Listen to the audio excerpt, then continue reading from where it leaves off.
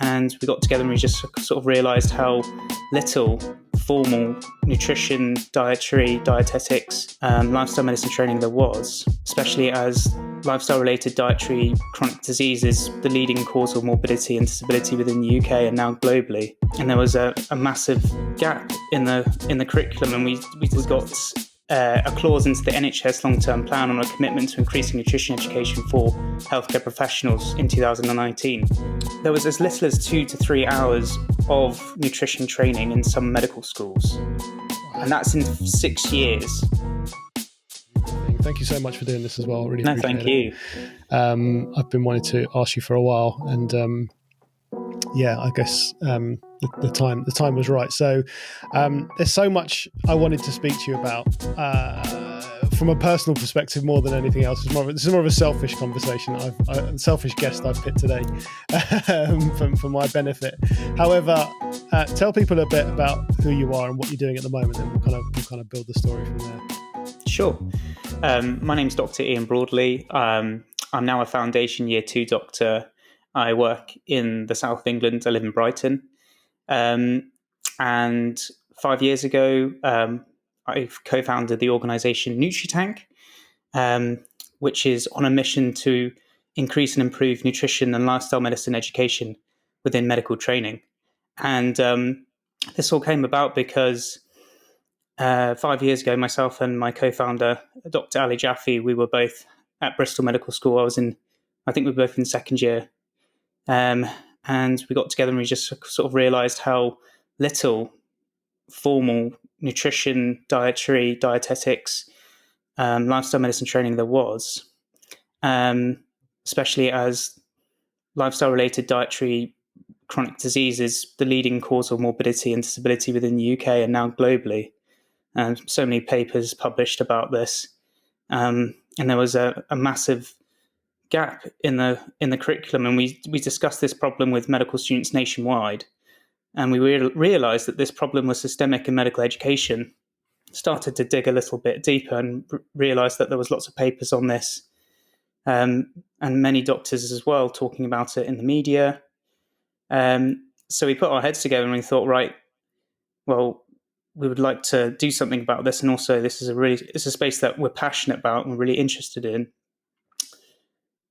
So we started off by creating a society branch at Bristol Medical School where students learn how to talk about diet with their patients, learn from experts in the field, and then these societies started to pop up all over the UK. So medical schools, we now have 2/3 of medical schools with a Nutritank Society branch. And Nutritank has now developed into not just a network of medical students and medical doctors, nutritionists, dietitians, but also it's a think tank. So we started to do lots of research on the issue.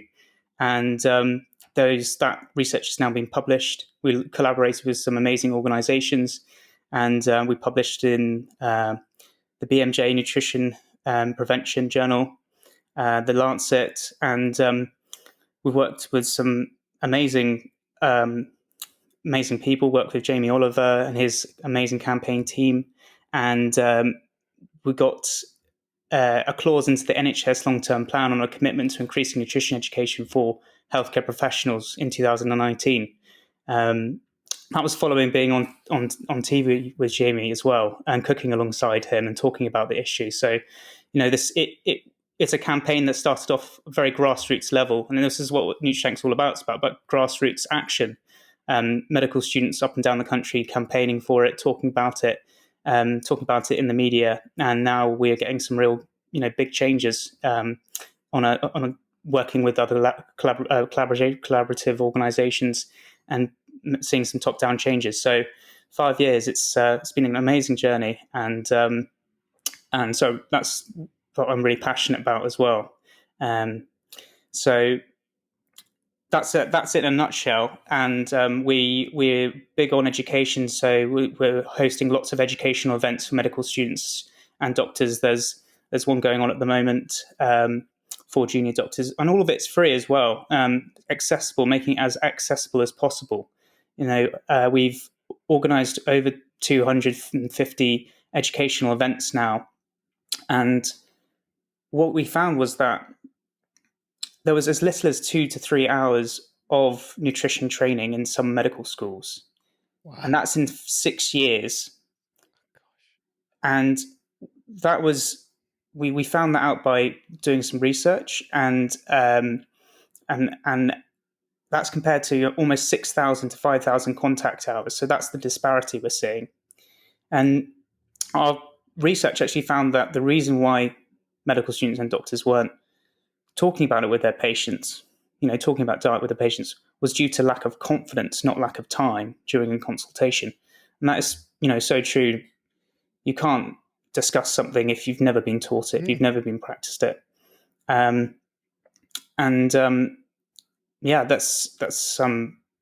it's really great, because last week we had a workshop with medical students, and you could see by the end of the workshop they were starting to understand, or actually had to practice how to discuss diet with patients for the first time. And so it's really cool to see that now, that that is becoming a normal thing for some medical students. What a story! I mean, there's so much, and I hope you've kind of stopped and taken stock of what's happened over the last 5 years, because it really is, what you've done is you've changed the shape of healthcare for the future, right? I mean, all the doctors now going through these medical schools, courtesy of the efforts behind the team behind Nutritank, are going to be learning about lifestyle. They're going to be learning about nutrition. They're going to be able to help these patients, which, as you quite rightly said in the past, I mean, gosh, how many times has my father been told by a doctor, Mr. Vyas, you need to eat a healthier diet. Mr. Vyas, you need to lose some weight, right? But the doctor's never told him how. And I've never blamed the doctor, because I understand they're not taught how to do that. But that basic level of advice coming from doctors is so powerful. And I'm really interested, and I'm going to talk about the journey and everything that's happened along the way, and definitely want to talk about Jamie Oliver, one of my favorite people on TV. What was it that kind of moved you to think, hold on a minute, why are we not learning about nutrition? Why are we not learning about food? Where was the kind of the aha moment for you? So I think I want to say activated towards the importance of, diet, healthy diet and well-being for mental health and well-being. Many years before I started at Bristol, I started before at medical school. So I remember that I had a lot of sort of chronic stress building up in my third year of university. This was before actually going to medical school. So I did a degree beforehand. And it was actually in my third year that I had I had a lot of things building up. I really wanted to get into medical school. I built up a lot of pressure on myself. There was third year exams coming up. There was the dissertation to write. I was doing a lot of extracurricular things as well. And it all came to a head.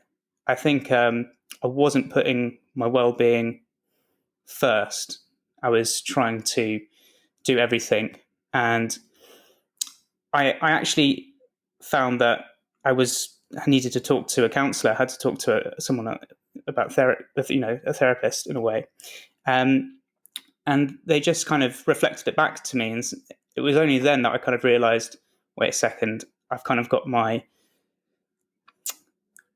everything the other way around. I should really be putting my sleep, my exercise, my well-being before all these exams, and as well as looking at nutrition and diet. It was just, I hadn't really thought about it as much as I should have. So I think that was an aha moment for me. And since then, it's turned around the other way. Now it's kind of, it was so important after that moment. And actually I was able to do my third year exams really well. Well, not really well, but I managed them. And I put a lot of dietary changes in place, and I was way better for it. And this comes from a background of, I had been brought up with knowing the importance of how bringing good food to a table, eating together as a family or eating with friends, rather than food as just energy. I knew I had that in place. I was brought up. We're going to. We have family in Portugal, so I had a lot of summers going and spending a lot of my summer in Portugal growing up, and seeing there how important family, food, connection, and how food is produced and it's brought to the table. It's farm to fork. So I had that in my veins. Really, it was brought up on that.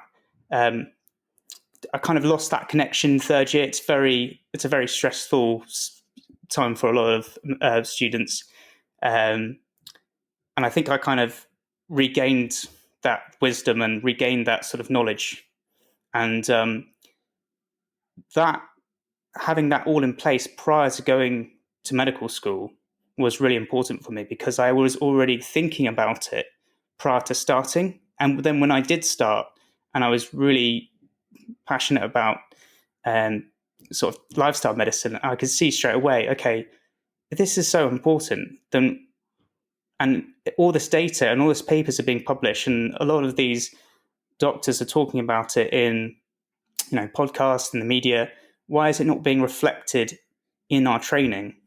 And I think because of all that prior knowledge and my own personal circumstances, and I could see it straight away. So that was like, a big driver for starting it off straight away, and not having to relearn it from scratch.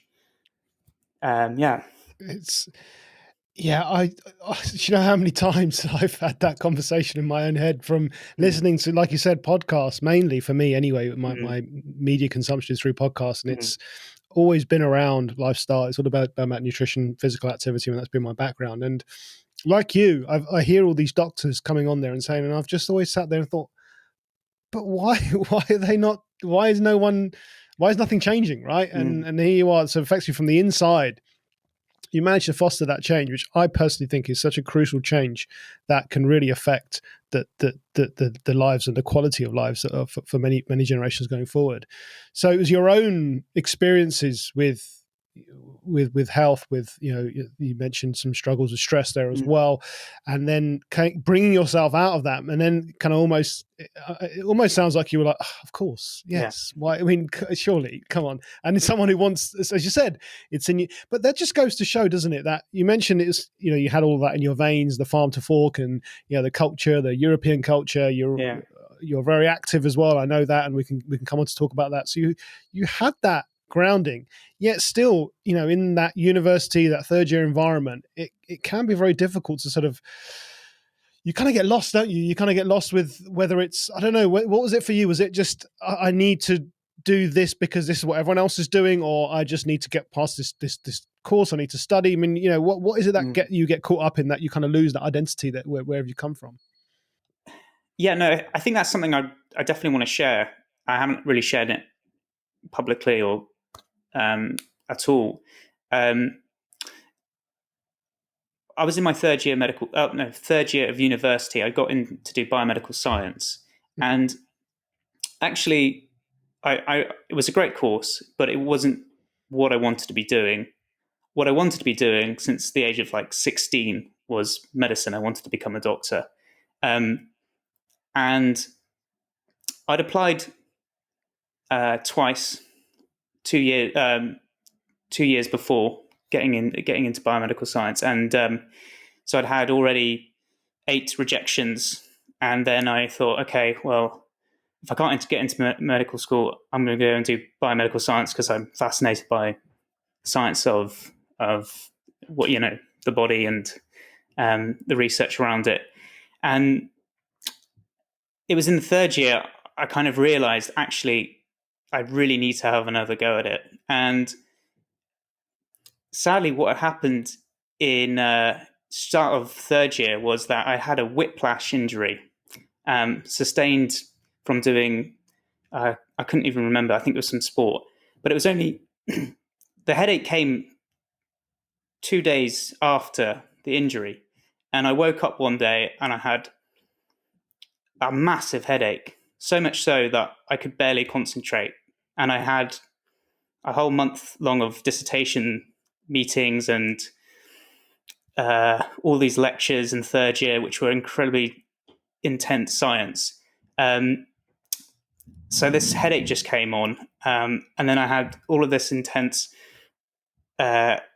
scientific content to revise and learn.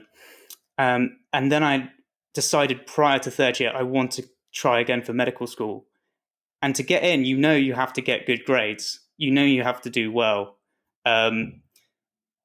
So this headache, well, the months went on. I was trying to do my dissertation. The headache didn't go away. And actually, it's never gone away. The tension headache is always there, 24/7. When I wake up to when I go to bed. So since that day in third year, I have always had a headache, which is quite crazy to think because I remember not having a headache before that. And then I was trying to be quite active, sociable, do the dissertation, try and do well in that. I was running a lot of like community sports clubs as well. That was a lot of fun, but trying to balance that, the dissertation, all the research work, and then third year exams came along, and I just remember that I was just thinking, I've got a headache, I can't concentrate, I want to get into medical school, I want to get really good grades, and I think it just all built up to put that pressure on myself to do well, and I think it was really good because I just had that time just to sort of realize, to put myself have some perspective and just think, actually, no, I need to actually take a step back. I need to have a break. I had a week off, went on holiday, came back, felt refreshed. And I think it was at that point I kind of realized what manages my stress, what manages my headache, what manages, everything, how my well-being is actually being active and socializing. And that is when I can concentrate more.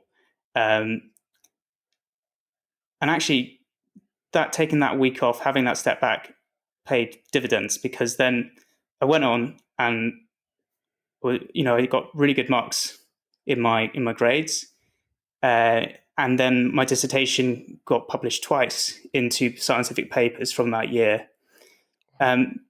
So when I came to applying, I could say, I've done this, I've got these papers, and I'm ready to try and get in again to medical school. Had another 3 rejections, so I had 11 rejections, and then I got 1, and that was Bristol. So I was really, really happy to get in, and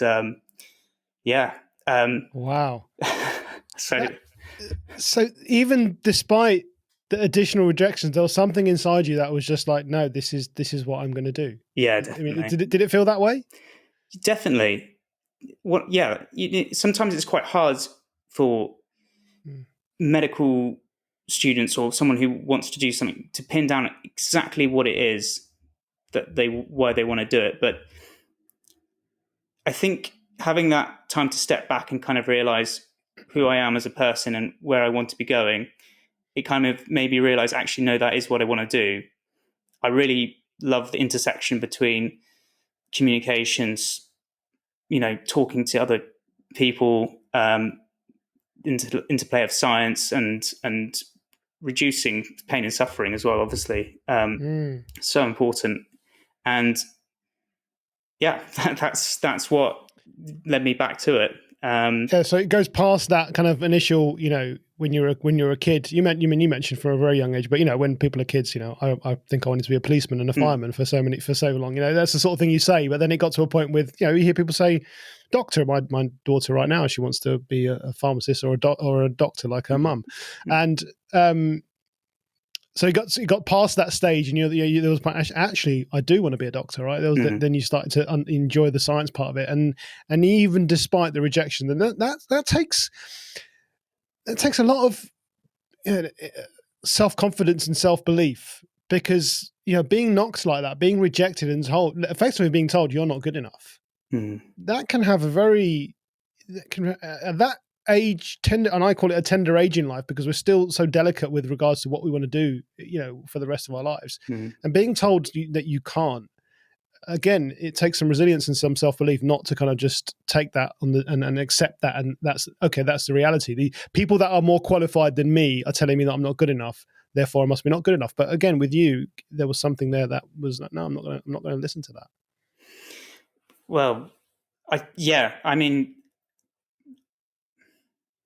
I didn't even think about it that way. About other, more qualified people saying you're not good enough. I guess it totally is that, yeah. And I definitely thought, yeah, I'm not good enough so many times. And I think, I guess it's important. You kept applying though. You kept applying. Yeah, no, I did. And I think the third time around, I knew why I was going. Oh, I wanted to be there. Right. And I knew why. I think I unlocked something. Yeah, I had a reason. I couldn't maybe articulate it, but I had a reason. Can you share? Can you articulate it now? Are you happy to share that reason? Well, no, it is just that. It's just sort of figuring out as you're right. going from teenage, late teens into early 20s. You kind of understanding who you are as a person, right? What your passions are, and sort of what unlocks what gets you out of bed in the morning. And I think for all those reasons I listed already, that kind of just came together into the right sort of potion. And yeah. Wonderful. Yeah. So you're here now. You've overcome, all of that adversity. Going through university, 2 degrees. Then you apply to medical school, get all these rejections. You've successfully navigated through medical school. I saw you had your graduation this year, was it? But that was delayed because it was. Yeah, tell the story about that. Yeah. So when the pandemic hit the UK, was in final year at Bristol and working in the doing our placement in the GP practice in March, and then obviously everything shut down and medical school was over end of March, and then we went into lockdown end of March as well, which basically meant that no more placement overseas, so we can go abroad for like 3 months before we start F1 doctor, as an F1 doctor, and I was due to go to South America. And what happened was we actually were asked to go into hospitals to actually help out, either volunteering or working. So instead of having a travel trip, I went straight into helping out with, at my hospital I've been working at the last 2 years. And that we started in May. So they graduated us early. They did it very quickly, and we did it over Zoom. All of my year, all of my cohort, and you could see some of the people what everyone was wearing as the official graduation attire. Was quite funny. We had people having a book on their head. I made I think it's called a mortarboard, the hat. Right. Yeah. Right. I made it out of a plant pot, and a cardboard box and some black bin liners and a shoestring. And I was wearing my dressing gown and I had a poster. That's my official photograph. And I love it. I had that outside in my garden. And then that was it, like Zoom. And then a couple of weeks, like 2 weeks later, we were on the wards helping out when the first wave came in. Obviously, a lot of us, it was quite, thinking back at it, it was obviously for everyone, it was a very stressful time. And I can just sort of remember one of the last conversations we had with some of the doctors. There was one consultant who sort of took us around and said, this is a really serious virus that's going to hit us very soon. Just be prepared. actually said, some of us in this room may not make it, kind of thing. And that kind of fear of like not knowing what's going to happen. And it was quite, I'm just thinking back, it was a really, obviously, it was a really, really scary time, and you don't know what's going to be there. And so going from being being a medical student, think you're about to go traveling, and then a couple of weeks later you're helping out. It's something out of a movie. It's something out of a movie, isn't it? It's like, you're going to become a doctor. There's all these things planned, and then suddenly this virus hits, and it's like, right, you're a student, but now you're actually a doctor. Let's fast track the paperwork, right? Let's get the sign off, and off you go. And then you're launched. Like you said, you're put into this environment where even mentioning people that are more qualified than you, even all of the people that are more qualified than you, they do not know what is going on, right? Let's just be clear. You're a junior doctor coming into an environment where nobody knows what is going on. I mean, that in itself must be pretty scary. And then you've got people's lives that you have to then, they're in your hands effectively. I mean, obviously your roles as doctors wouldn't be different, but you're still in there in the mix. And as you said, this is the first wave, right? So if people want to think back to what we were seeing, the pictures we were seeing, this was a terrifying time. So I think, first of all, thank you for being there, because I think, without that, we would have been in a lot more trouble. And I think well done for coming through it, because I can imagine, I don't know what the data is or the statistics on this. I'm sure this is a lot of junior doctors at that stage have probably come out and then gone, no, thank you, no thanks, but no thanks. So, yeah. Well, it's an interesting one, because, there was, the good thing about that time was that because of that influx of new F1s helping, and because a lot of the trainees were brought in from community, there was a lot of doctors were helping out, which for the first time in a long, long time, probably, and since, it was well staffed in hospitals, in a lot of the hospitals, not in all of them, but in especially the ones in, I was told a lot of the ones in London and the South Coast, and I think in Bristol as well, that they were well manned, but there was lots of gaps in the rota. Lots of people being unwell with COVID all the time, and it was tough. And I guess it was just quite, I mean, the last 2 years, it was always quite sort of a bit scary, kind of thinking, okay, who's next? Sort of who's going to be dropping off the rota soon? And it was a tough time. But I think that was 2 years, or no, that was 4 years after I started. And if I remember telling you, I had in place, since that time in my third year, I had in place actually developed tools for well-being and thinking about how to manage my stress. I was doing every day, I was trying to do some form of meditation. I actually got a WhatsApp group together with some friends to do meditation during that first couple of weeks of starting work, going for regular walks in the green space and along the sea, cooking from scratch, cooking with people, cooking with my colleagues who I was living with. You can't really cook with anyone else. Sure. And even then we sort of had to one in, one out the kitchen now and then. So, doing what we could. And so really was that routine that you developed, during that time that really took you through this period of time. Yeah, but it was developed over 4 years of at medical school. Definitely, really, really thankful to have met some amazing friends at medical school who also loved doing climbing, yoga, those kind of things, and we were doing that on a regular basis. And trying to do it even through exams. And I think that was a real game changer, having, second time around, having people close to me who was that was a priority for them as well. Yeah.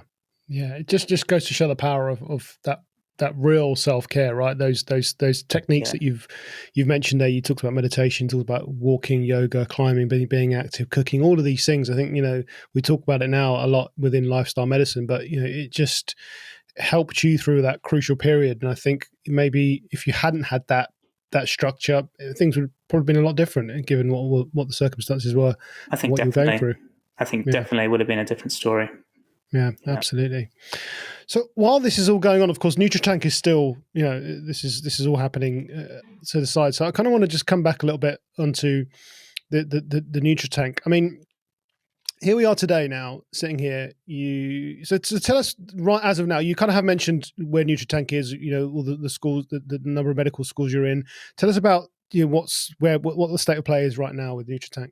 Okay. So when we first started out, medical schools up and down the country, we didn't know how much they were teaching in terms of nutrition and lifestyle. But through having this grassroots movement of medical students up who've really activated to making changes, and I'm going to come back to them in a minute, but they've basically helped to spearhead some of the campaigning. And since over 3 years, we helped develop the new AFN curriculum. So the AFN, the Association for Nutrition, which is the governing body of registered nutritionists, they were tasked by the General Medical Council back in 2008 to create a new curriculum for undergraduate medical doctors as a gold standard for medical schools to teach nutrition. And Nutritank was asked to be the representatives for medical students on that board. So for 3 years, we were turning up to lots and lots of really complicated meetings, sat there to provide our stance, and also later on working with some amazing organizations in creating some, adding some important clauses into it as well. And so that was published in October 2021, so last year. And that is now a gold standard for all medical schools to base their teaching on. And so that's going to have a massive impact for years to come, teaching thousands of doctors. And then we used our grassroots movement of students up and down the country, so the presidents and the committees of 23 medical schools. We asked them to send an email to their medical faculty that they know, asking them to implement the new curriculum, because medical school's a busy place, especially for faculty, all the people who are running it. There's a lot going on. Maybe they don't know about this new curriculum. So we asked the students to send it to them and to implement it.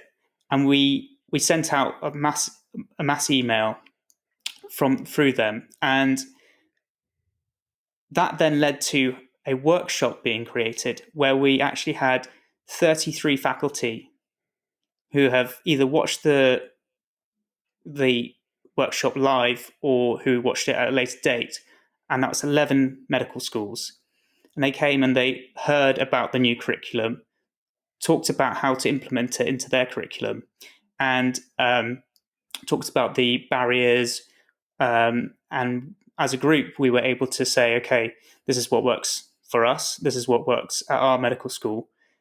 And that is like the first time that so many medical faculty have actually got together to talk about that for a long time, and maybe even ever.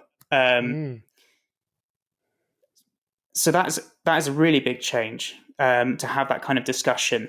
And now we're seeing, at Bristol Medical School, they've got an amazing professor of primary care, Trevor Thompson, and he's now implementing more lifestyle medicine into the Bristol curriculum for all, throughout every single year group. And that has lots of nutrition and other factors into it. And Nutritank and I helped to build that whilst we were there. So that's like going to be a long-term thing. And up and down the country, we're seeing now pockets of lifestyle medicine being taught at medical schools, and culinary medicine and nutrition. So it's really starting to build up. And every single medical school where that's happening, we have activated students who are talking about it, who are sharing on social media, so that there's more medical students and doctors knowing about it, and it creates this,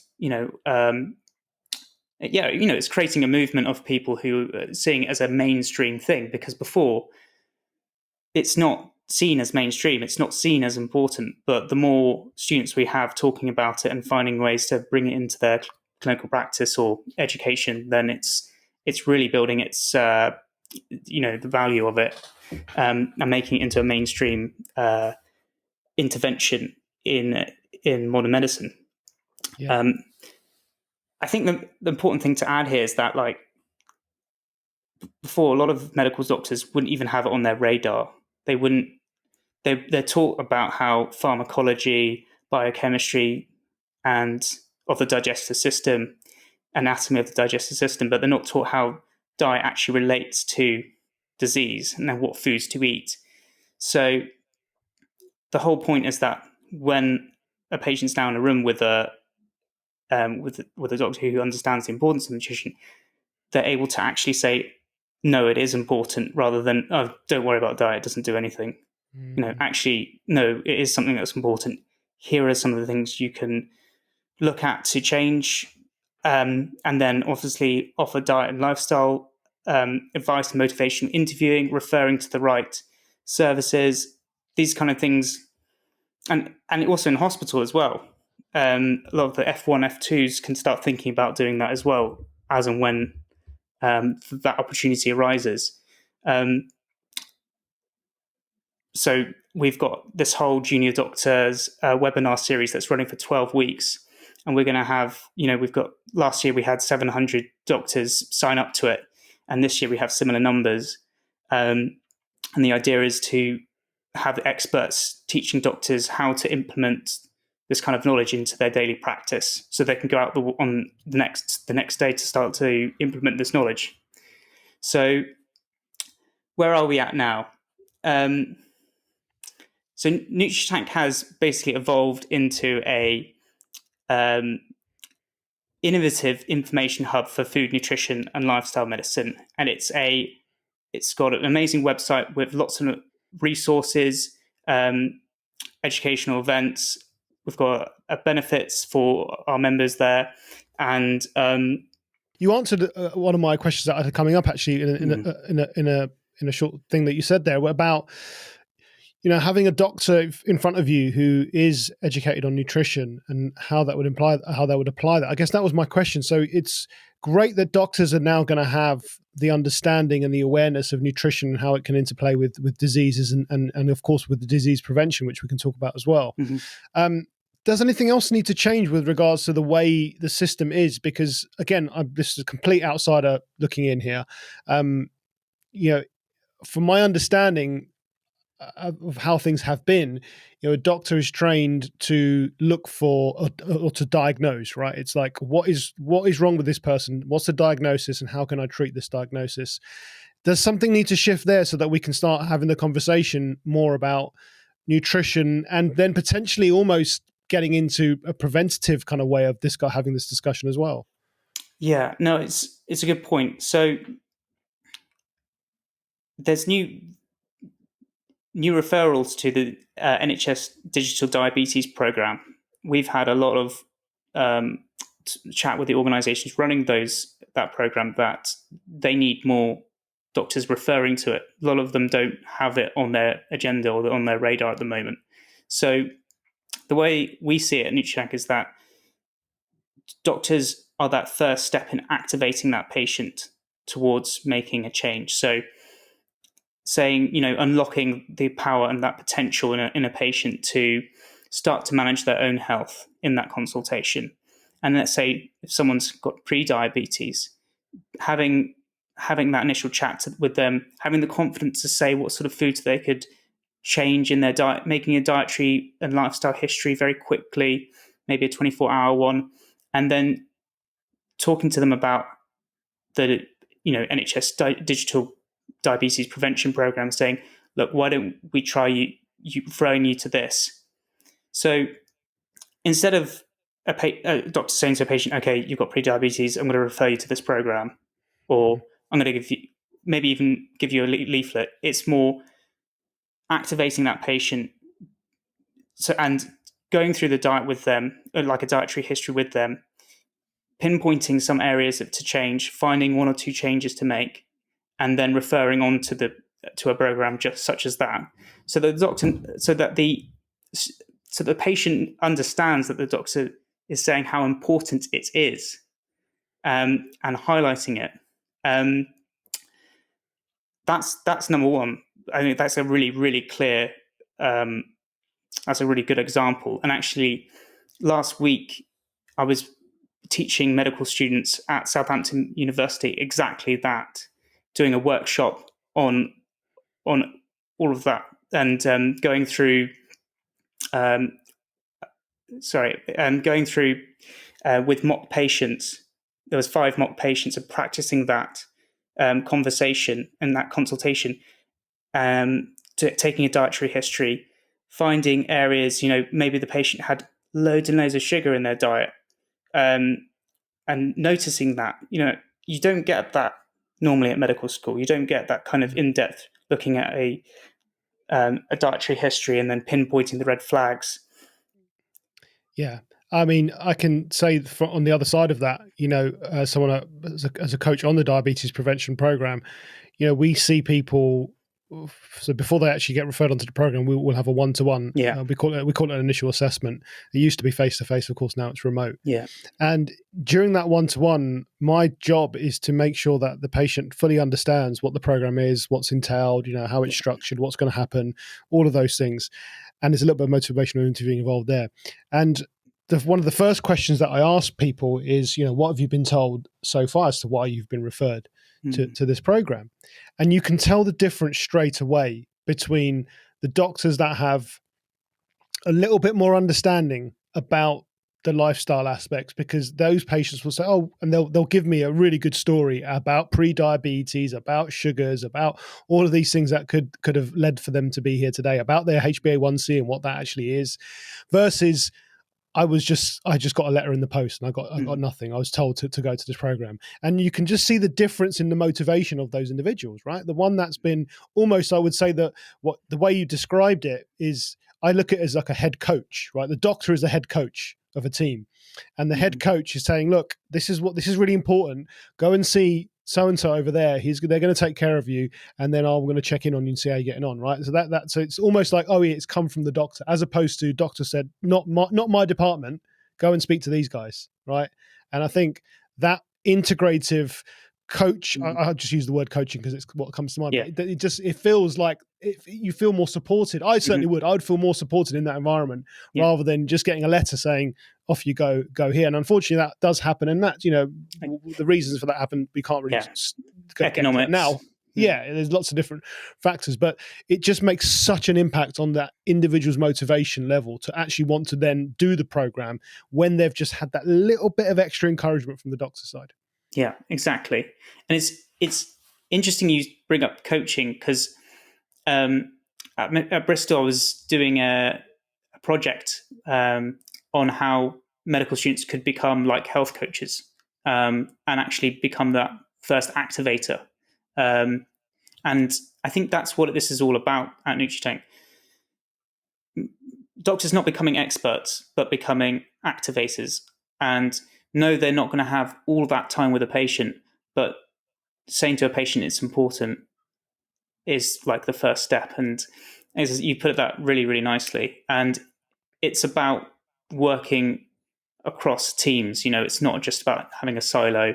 And it's really important to point out here, it's not about doctors becoming a dietitian in the same amount of knowledge or a registered nutritionist or anything like that.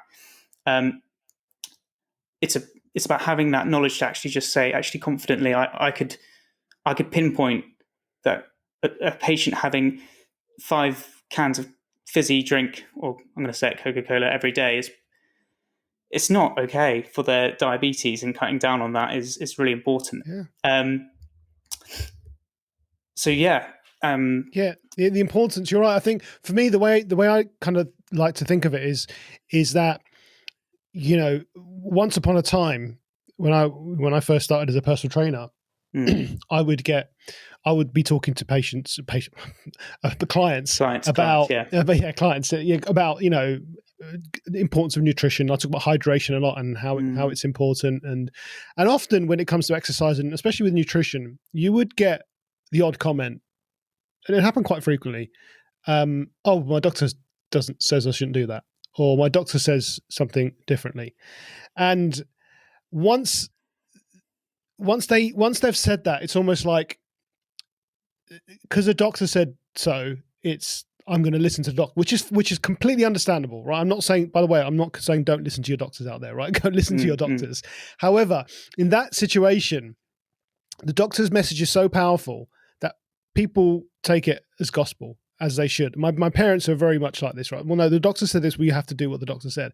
So it's important that the doctor is now saying also, as you quite rightly said, that, hey, do you know what? Your sleep, it does matter, right? It doesn't matter how much you're sleeping. It does matter how much you're moving. It does matter how much you're eating and how many sugars you're eating. And once the doctor starts showing just a little bit more understanding and awareness that actually this is important, then that conversation for those other, people in this whole holistic healthcare model becomes so much easier, right? Because the person at the top, which in this case, in this hierarchy that we've created, is a doctor, right? And on a community level, has given the green light. Therefore, they're more likely to do it. And I think if we can all be having the conversation, right? You go and see your physio, and your physio is talking about your sleep, and you go and see your dentist, and your dentist talking about the food that you're eating and your teeth, and you go and see the doctor, and they're talking about lifestyle. If everyone's having the same conversation, then over time, that's just going to become common knowledge. Yeah. Right? It's just what we're going to do. It's the natural part of being humans. We're just going to evolve, and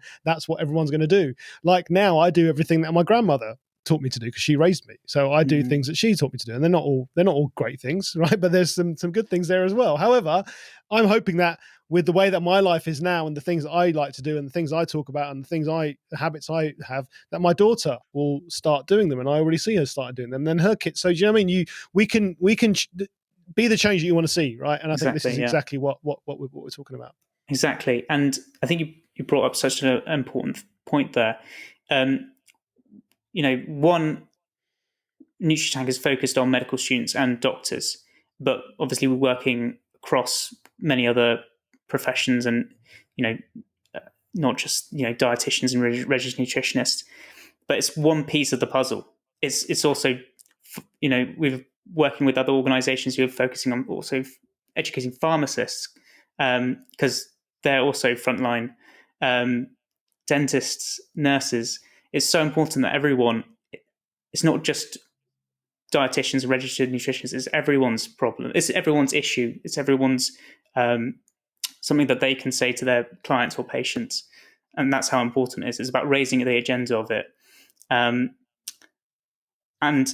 just educating the healthcare professionals is one piece of that very big puzzle. So the societal issues that we need to think about and address as well.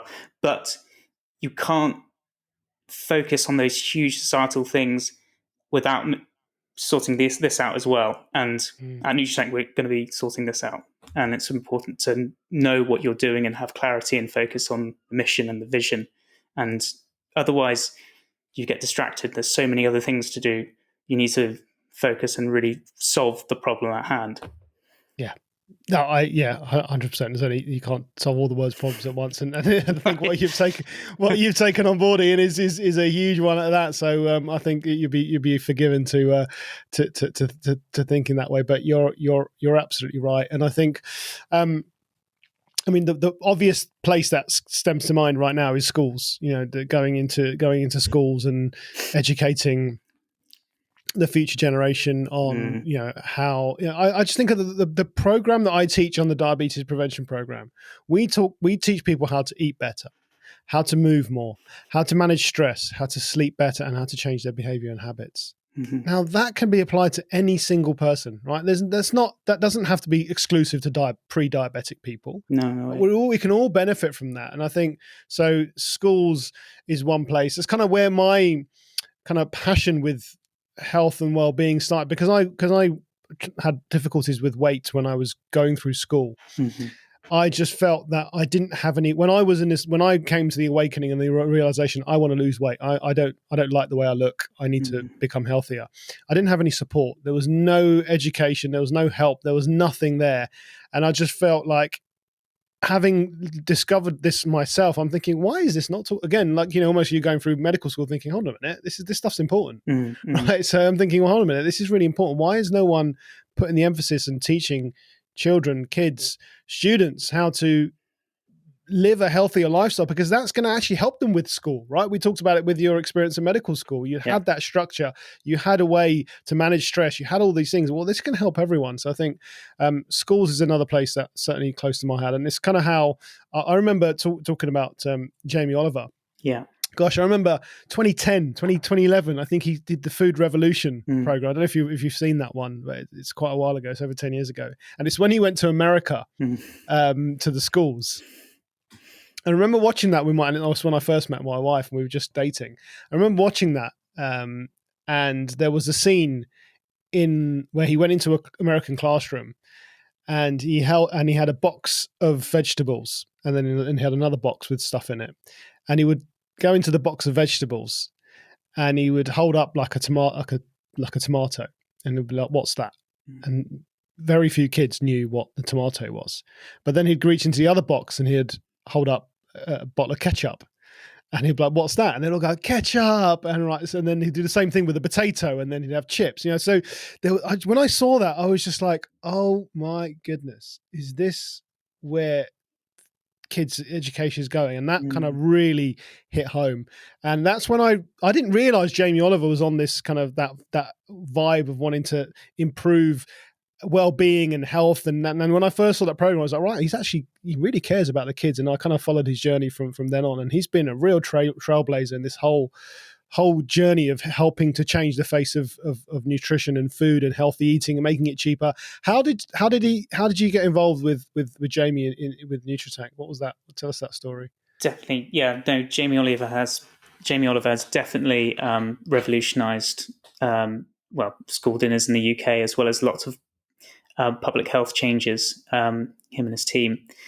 So back in, I think it was 2019, so 1 year after, or 8 months after we started Nutritank, we just go back to when we launched in sort of June, September 2018, and we were working on social media. So we set up all these accounts on Facebook, and we were doing as much as we could, talking about it on social media, rallying grassroots change up and down the country.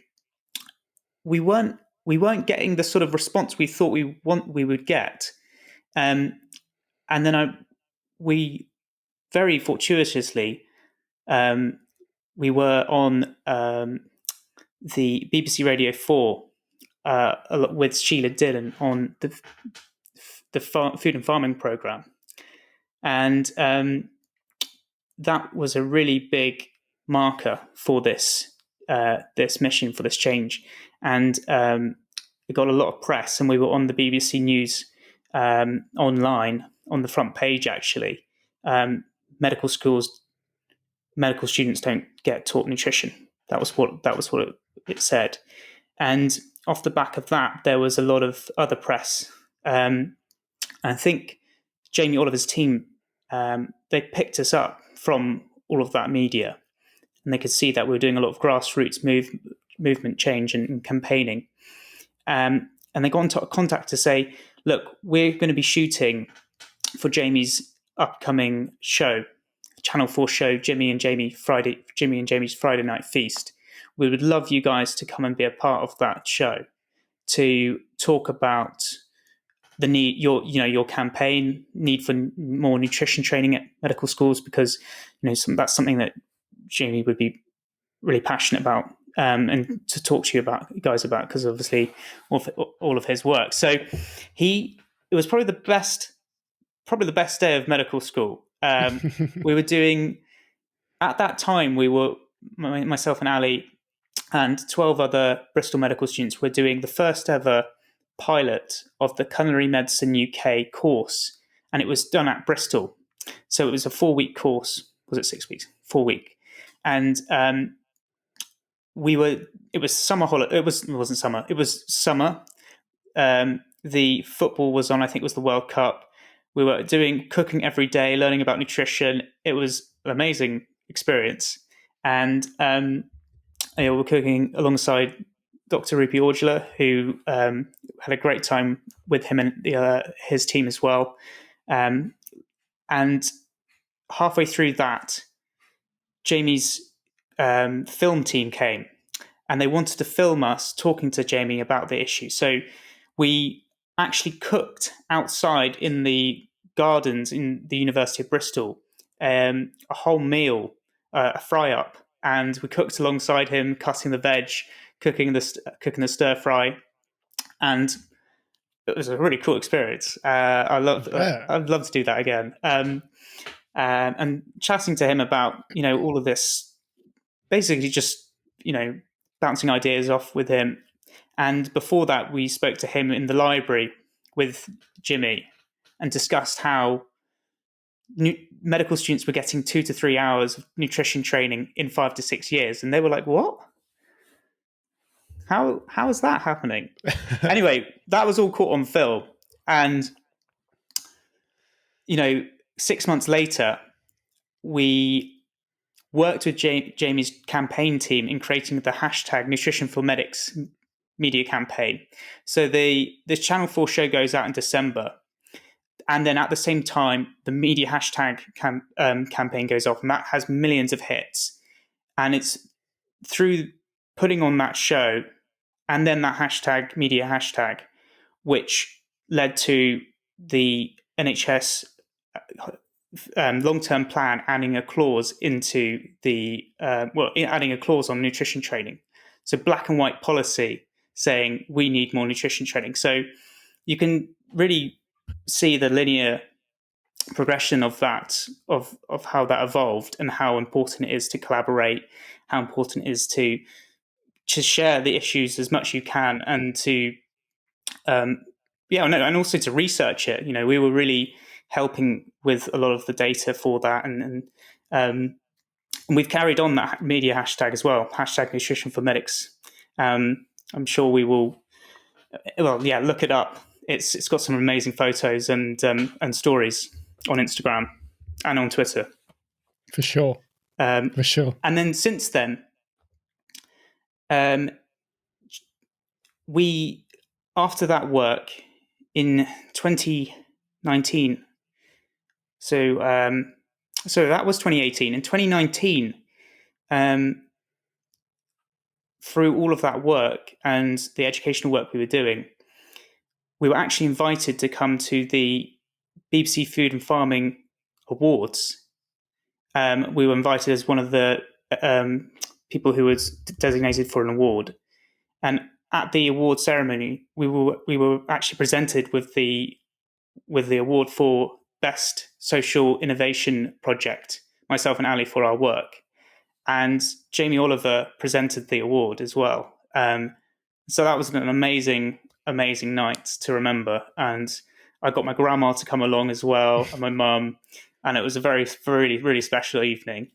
And it was like maybe during my exams, and I can just remember just thinking, I am so I don't know. It was like, I don't care. Me moment. I don't. Yeah. The pinch me moment during exams. You can imagine all of the different emotions, but at that time, I was very much in the present. I didn't care about my exams. I didn't care about anything. It was a very special moment. So yeah, that was an amazing to have that award, especially because it was the first time really that we were provided with recognition for what we were doing. A lot of the faculty who we spoke to in Bristol, and they didn't really care. I mean, I remember we spoke to the faculty in Bristol, and we came to them, we gave them an hour-long 15, 20-minute presentation about the need for more nutrition training. And after we gave it was a very well-presented, well-researched talk. It was complete silence after we finished.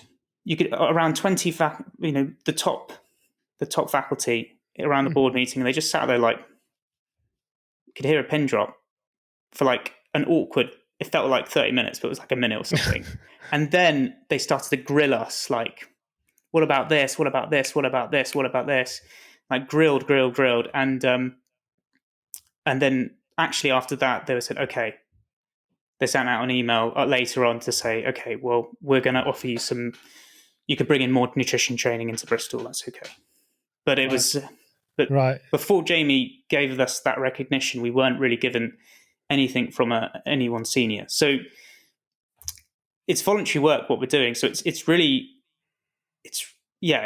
was a very special time to have that, to say actually what we're doing is being recognized and it's being rewarded. And yeah, I think to also reflect, having that time to reflect was good.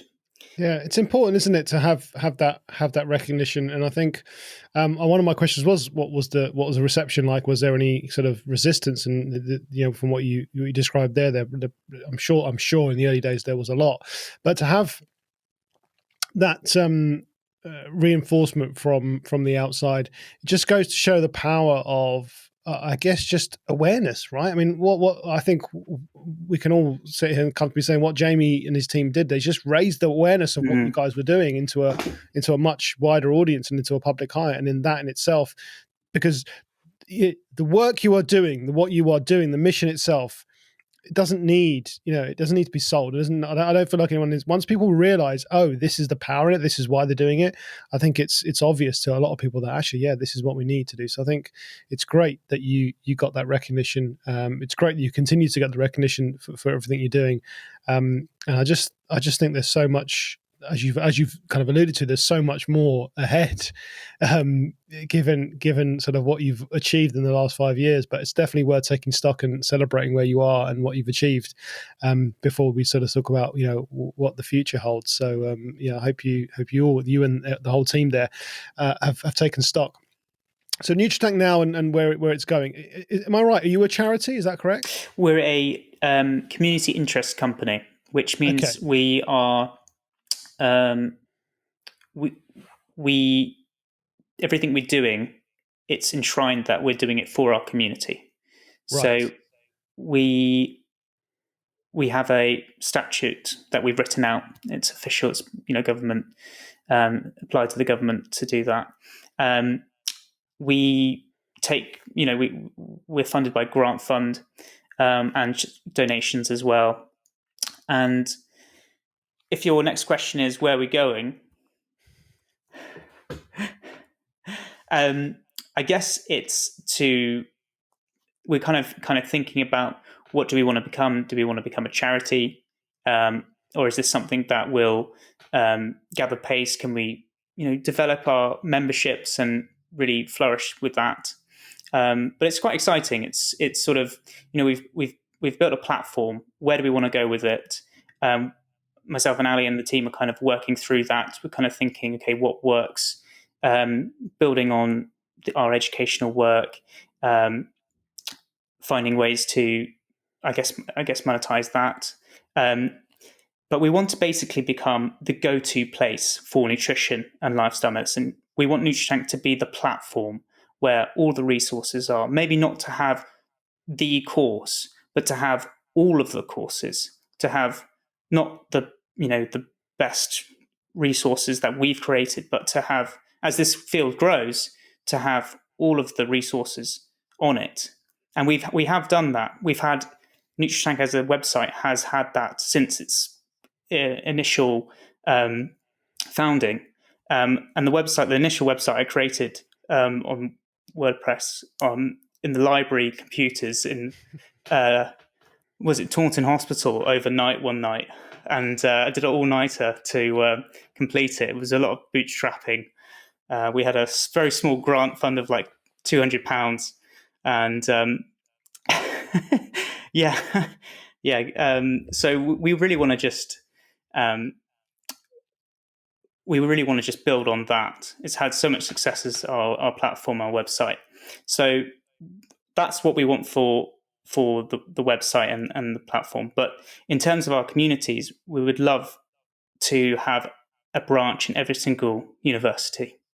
We've had some really good communication with the US, expanding into the US with the same kind of structure of branches and educational, and from the US as well, maybe overseas, Canada, Australia.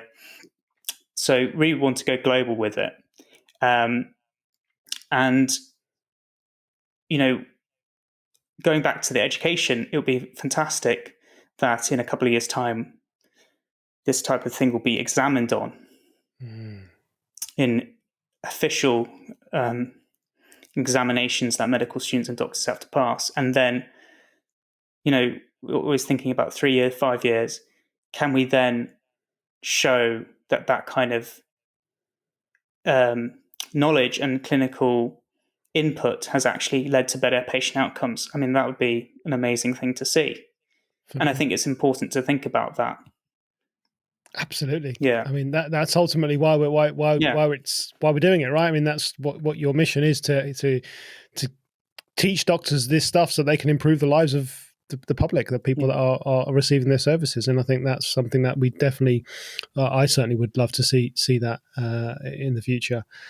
What about Dr. Iain Broadley? I mean, Nutritank is, you are you, and so there's the doctor, there's Nutritank. You're in GP training right now, is that right? So I'm in F2, so I'm just finishing F2. So I've done 3 rotations, or I've done 6 rotations, and my last rotation for the next 3 months is to be in a GP practice as the most junior person training in the GP practice.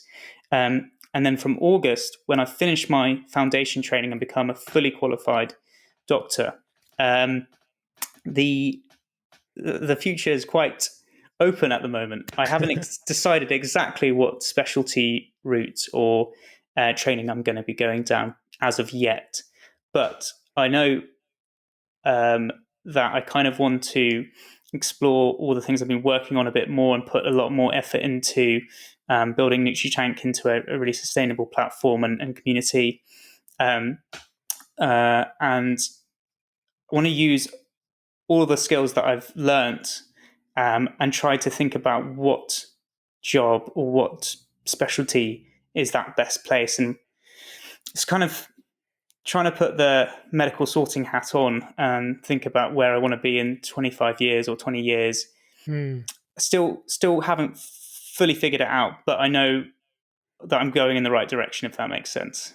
Absolutely. Yeah. And I think I'll be doing a little bit of locum work, educational work, and with a plan for a year to maybe go abroad to Australia, work as a doctor there. I think it'd be cool to work, going for a surf in the morning, going to work, maybe surfing after work. I quite like that idea. And if I have the opportunity, why not? And also, I think having the pandemic and working remotely has made us realize that we can do things remotely as an organization. And, things continue. Work can continue. I mean, we have research work going on that can be done anywhere in the world, and communities can meet online at any time. So it's amazing. I love the way you said, I almost I'm paraphrasing here, I don't quite know where the destination is, but I know I'm going in the right direction, right? And exactly. That's exactly how I feel about what I'm doing right now. If you said to me, I said this in my last podcast, if you said to me 10 years ago that I'd be sitting here right now with 50 odd episodes in my podcast, talking to, founders of these wonderful organizations and all these change makers, I'd be like, no, don't be silly. I didn't know. Right. But what I was doing in the moment felt right. Right. And right now, if someone says, where's this going? I don't know, but it just feels right. I know it feels good, and it's rewarding. It's fulfilling. It ticks all the boxes. It's part of my, my journey, and where it leads to, I don't know. And I love the fact that you've kind of kept that quite open, and you've got the whole overseas, and there's so much kind of, there's a little something to work out there, but it's exciting, isn't it? It's an exciting place to be. And I think that's a really good place to be. Iain, I love talking to you. I think I've said it to you in person. I've said it to you many times on the podcast, but I think the work that you and Nutritank and everyone's doing, I think, is just making, like I said, improving the lives. It will improve the lives of my kids. So thank you for that, because I know they're going to benefit from a lot of the work that you guys are doing. If people want to find out more about what you're up to, they want to get in touch, where can they get more information? Yes, so Nutritank, we've got a website, nutritank.com. We're on Instagram, Nutritank_official. We're on Twitter, Facebook, LinkedIn. They're all, again, Nutritank original names, no added characters or anything. And then you can find me as well on LinkedIn, Dr. Iain Broadley, and on Instagram at Dr. Iain Broadley as well. And join our newsletter. We've got an amazing newsletter. It's every other week. You get insights into what's going on at Nutritank that you wouldn't find anywhere else, such as educational work and benefits, offers, third-party benefits that we're working with some amazing organizations. So yeah, all of that on the newsletter. And we hopefully will be having some events. So come and meet us in person if you do. That would be amazing to meet other people in some Nutritank events in the future. Fantastic. I'll be sure to link all of those in the episode description and show notes. But Iain, thanks so much for your time. Really, really excited to see Nutritank grow, and yeah, just excited for the future for you guys, and all the best. Thank you so much. Thanks for having me on. It's been an honor.